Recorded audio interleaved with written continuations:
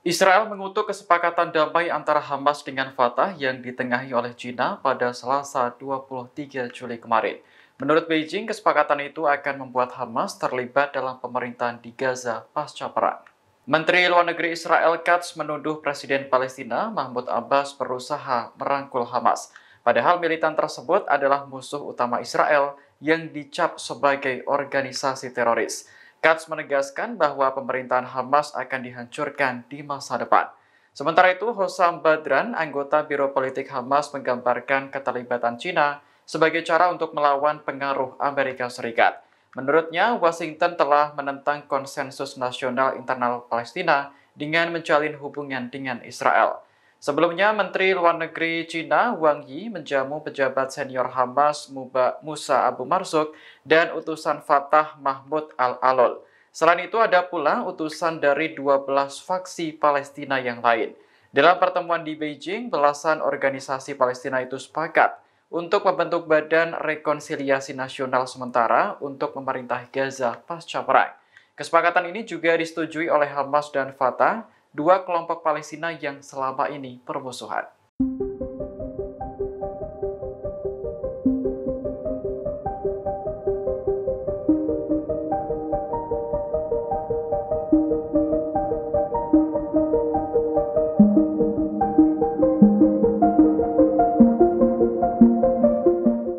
Militan Houthi dilaporkan sedang bersiap untuk menyerang target sensitif baru di Israel pasca pengeboman di Tel Aviv.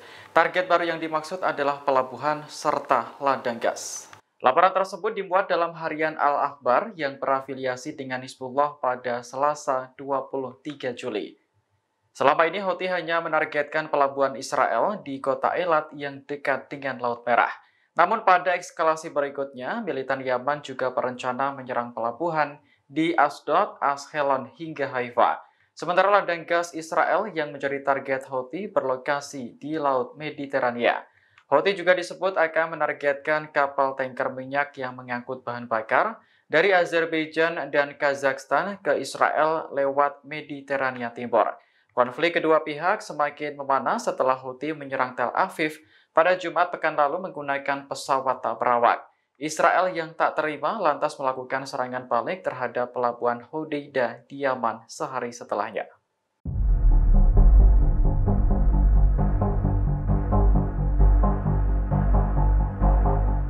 Kongres Amerika Serikat mengundang Perdana Menteri Israel Benjamin Netanyahu untuk pidato di Washington Rabu hari ini. Namun tak semua anggota Kongres setuju, bahkan ada yang meminta agar Netanyahu ditangkap. Anggota Kongres Rashida Tlaib mengecam undangan terhadap Netanyahu untuk menyampaikan pidato. Menurutnya, undangan dari kedua pemimpin partai sangat memalukan. Tlaib menuduh Netanyahu sebagai penjahat perang karena telah melakukan genosida terhadap rakyat Palestina. Oleh karena itu, ia meminta agar pemimpin Israel ditangkap dan selanjutnya diserahkan ke pengadilan kriminal internasional. Tlaib adalah anggota Parlemen Palestina Amerika dari negara bagian Michigan. Ia berulang kali mengkritik pemerintah yang menggelontorkan dana miliaran dolar untuk Israel. Sementara itu, Netanyahu dilaporkan telah tiba di Washington pada Senin malam. Selain pidato, ia juga dijadwalkan bertemu Presiden Joe Biden pada Kamis besok dan Donald Trump pada Jumat 26 Juli. Les athlètes israéliens sont les bienvenus dans notre pays. Ils doivent pouvoir concourir sous leurs couleurs parce que c'est ce que le mouvement olympique a décidé. Ils le feront à la responsabilité. Presiden Prancis Emmanuel Macron memastikan atlet dari Israel akan tetap mengikuti Olimpiade Paris 2024. Pernyataan ini muncul di tengah seruan boikot agar kontingen Israel dicoret dari Olimpiade. Dalam wawancara bersama televisi lokal, Macron mengatakan bahwa Prancis terbuka dengan kedatangan atlet Israel. Sebaliknya, ia mengutuk gerakan boikot yang bertujuan mengucilkan Israel dari Olimpiade Paris. Boikot itu datang dari berbagai kalangan, termasuk anggota Parlemen sayap kiri Prancis dan Komite Olimpiade Palestina. Seperti diketahui, Prancis di bawah kepemimpinan Macron dianggap lebih pro-Israel. Menurut Macron, Israel berhak membela diri atas serangan Hamas pada 7 Oktober tahun lalu. Namun ia juga mengatakan banyaknya korban sipil akibat serangan Zionis di Gaza tidak dapat diterima. Macron mengklaim bahwa Prancis adalah salah satu negara pertama di Eropa yang menyerukan gencatan senjata di Gaza. Les athlètes israéliens sont les bienvenus dans notre pays. Ils doivent pouvoir concourir sous leurs couleurs parce que c'est ce que le mouvement olympique a décidé. Ils le feront et la responsabilité de la France, c'est d'assurer cette sécurité.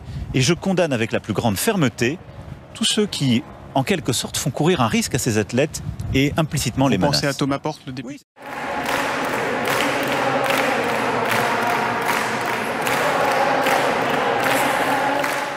Sejumlah pengunjuk rasa pro-Palestina ditangkap setelah menduduki gedung Capitol Amerika Serikat. Penangkapan berlangsung pada Selasa malam menjelang pidato Perdana Menteri Israel Benjamin Netanyahu. Dikutip dari media lokal The Hill, kepolisian Capitol mengatakan bahwa demonstrasi tersebut ilegal. Massa pro-Palestina nekat berunjuk rasa di dalam gedung meski sudah dilarang. Namun aksi demo yang lebih besar diprediksi akan terjadi hari ini di luar gedung Capitol. Aksi tersebut bertepatan dengan pidato Netanyahu di depan Kongres Amerika. Untuk menertibkan pendemo, kepolisian Capitol berencana mengerahkan lebih banyak personel.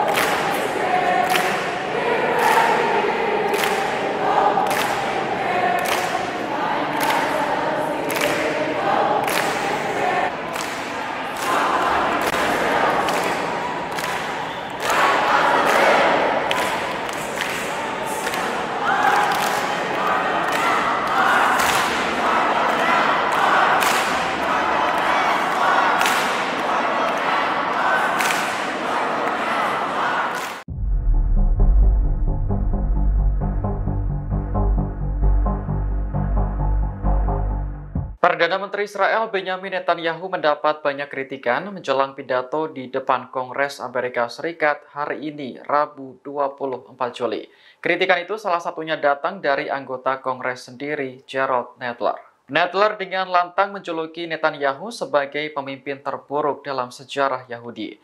Ia sendiri merupakan anggota Yahudi paling senior di Parlemen Amerika Serikat. Nadler mengutip hasil survei yang menunjukkan 72% warga Israel mendesak agar Netanyahu mundur. Ini menunjukkan bahwa pemimpin Israel kehilangan kepercayaan dari warganya. Nadler juga mengkritik kegagalan Netanyahu dalam melindungi negara saat serangan Hamas 7 Oktober tahun lalu. Belum lagi pemimpin Israel gagal mencapai kesepakatan untuk membebaskan seluruh sandera di jalur Gaza. Terkait pidato Netanyahu di Kongres, Nadler beranggapan tidak bertujuan untuk mempererat hubungan antara Washington dan Tel Aviv. Ia curiga pemimpin Israel memanfaatkan kesempatan itu untuk membantu posisi politiknya di Israel yang berada di ujung tanduk. Download Tribun X sekarang, menghadirkan lokal menjadi Indonesia.